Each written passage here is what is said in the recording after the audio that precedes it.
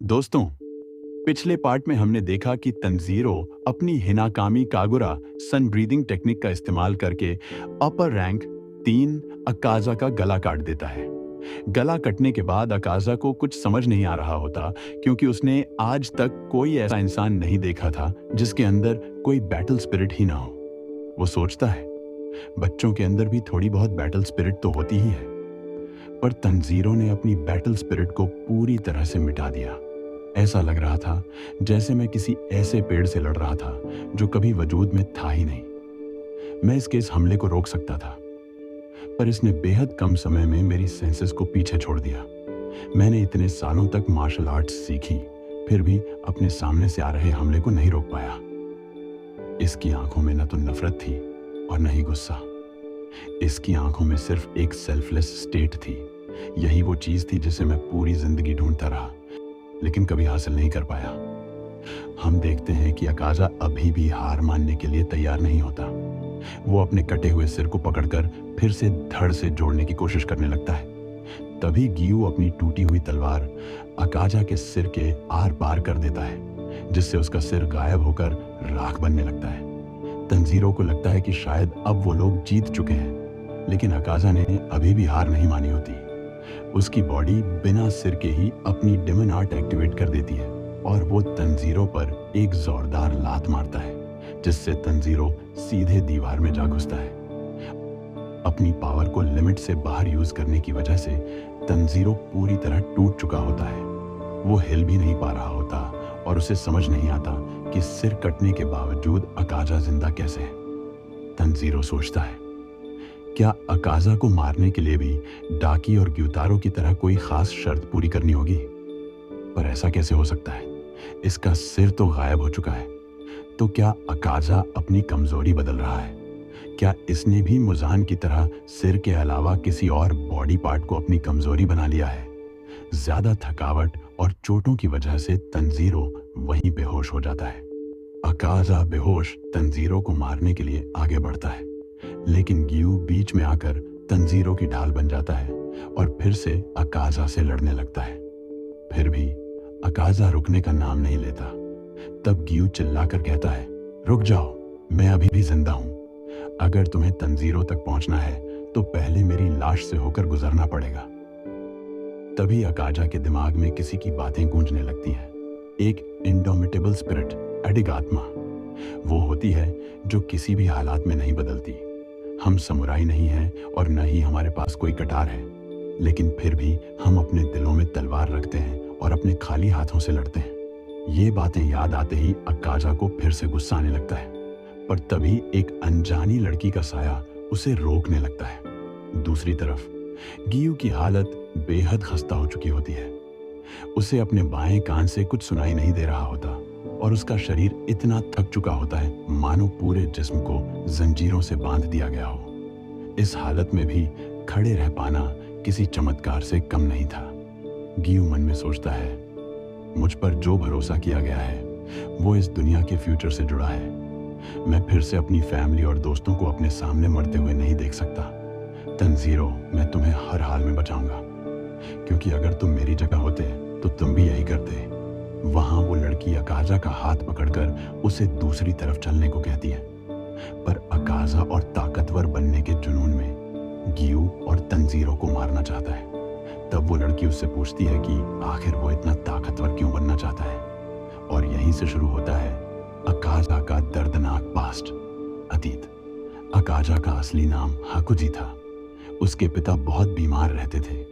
उनकी दवाइयों के पैसे जुटाने के लिए हाकुजी छोटी उम्र में ही चोरियां करने लगा था, पर वो बार बार पकड़ा जाता और लोग उसे बेरहमी से पीटते। सजा के तौर पर उसके हाथों पर 3 काली लाइनों वाले टैटू गोद दिए गए थे और चेतावनी दी गई थी कि अगली बार चोरी की तो हाथ काट दिए जाएंगे।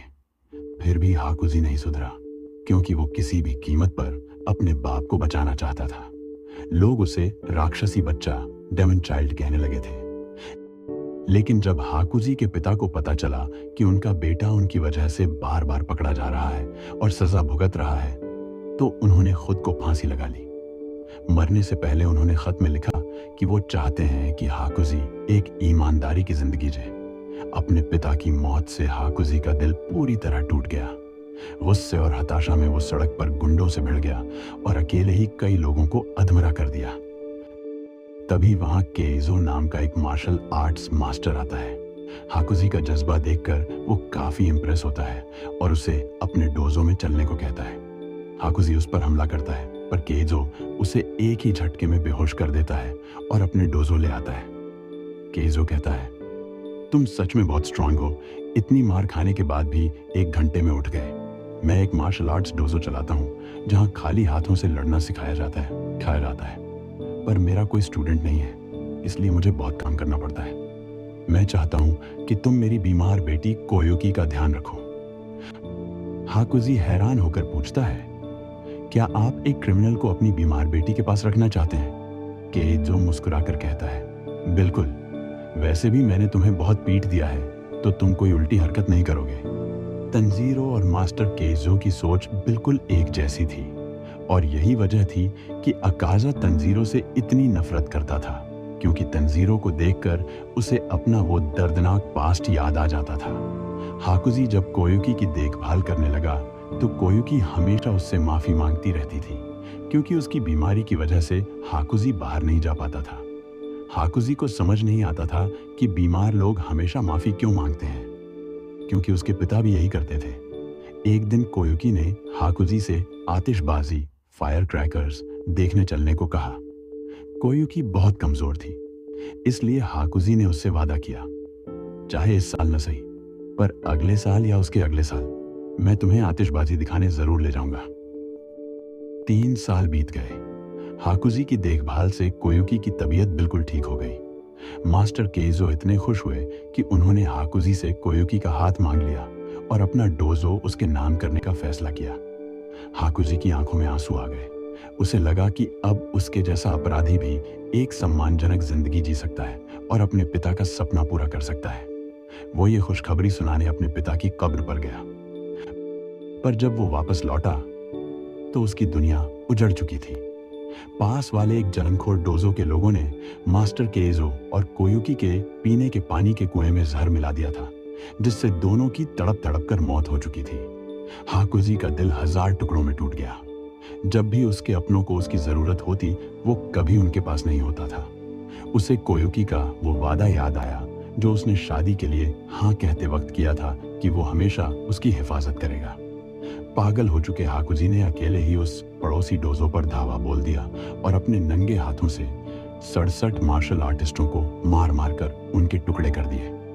वो नज़ारा इतना खौफनाक था कि बाद में सरकारी अफसरों ने उस घटना की रिपोर्ट ही जला दी, ताकि कोई इस नरसंहार के बारे में जान न सके। जब ये बात मुजान तक पहुंची तो वो हैरान हुआ कि उस इलाके में बिना किसी डिमन के इतने सारे लोग कैसे मारे गए। जब मुजान को पता चला कि ये काम एक इंसान का है, तो वो हाकुजी से मिलने आया। हाकुजी ने मुजान पर भी हमला किया। और मुजान ने उसका सिर फाड़कर अपना खून उसके अंदर डाल दिया और उसे अकाजा बनाकर अपर रैंक 3 बना दिया। अब प्रेत डेमन बनने के बाद अकाजा सब कुछ भूल चुका था, पर उसके अंदर सिर्फ ताकतवर बनने की भूख बची थी। वर्तमान में अकाजा को एहसास होता है कि वो चाहे कितना भी ताकतवर बन जाए, वो उस जगह स्वर्ग कभी नहीं जा सकता जहां उसका परिवार है। उसे अपनी ये जिंदगी बेकार लगने लगती है, पर फिर भी उसका राक्षसी शरीर गियू और तंजीरों को मारने के लिए सिर को दोबारा उगाने लगता है। तभी तंजीरों को होश आता है। अकाजा को सिर उगाते देख तंजीरो अपनी तलवार उठाने की कोशिश करता है, पर थकावट के कारण तलवार हाथ से छूट जाती है। तब तंजीरो अपने बचे कुचे जोर से अकाजा के मुंह पर एक जोरदार घूंसा मारता है। तंजीरो का घूंसा खाते ही अकाजा को अपने मास्टर केइजो की याद आ जाती है। मुझे वो कमजोर लोग बिल्कुल पसंद नहीं है जो सामने से लड़ने की हिम्मत नहीं रखते और कुएं में जहर मिला देते हैं, और मैंने उन्हीं नीच लोगों की तरह अपने हाथों से हत्याएं की हैं। मैंने अपने मास्टर की मार्शल आर्ट्स का अपमान किया, अपने पिता की आखिरी इच्छा को रौंदा। इसलिए इस वक्त अगर मैं किसी से सबसे ज्यादा नफरत करता हूं तो वो मैं खुद हूं।